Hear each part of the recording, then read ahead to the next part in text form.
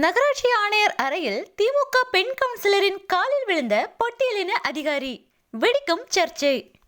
திண்டிவனம் நகராட்சியில் பட்டியலின சமூகத்தை சேர்ந்த அதிகாரி ஒருவர் திமுக பெண் கவுன்சிலரின் காலில் விழுந்து மன்னிப்பு கேட்டுள்ளார். அதன் சிசிடிவி காட்சிகள் தற்போது வெளியாகி உள்ள நிலையில் பெரும் சர்ச்சை எழுந்துள்ளது. திண்டிவனம் நகராட்சி அலுவலகத்தில் இளநிலை உதவியாளராக பணியாற்றி வருபவர்தான் பட்டியலின சமூகத்தை சேர்ந்த முனியப்பன். இவர் நிதி ஒதுக்குதல் தொடர்பான கோப்பினை எடுத்து வராததால் இந்த சம்பவம் நிகழ்ந்துள்ளது. கவுன்சிலர் ரம்யா கூறியும் கோப்பினை எடுத்து வரவில்லை என கூறி கட்ட பஞ்சாயத்து செய்துள்ளனர் கவுன்சிலர்கள். மன்னிப்பு கேட்டால் மட்டும் போதுமா என கேட்டதால் அவர் காலில் விழுந்ததாக அதிகாரிகள் விளக்கம் அளித்துள்ளனர்.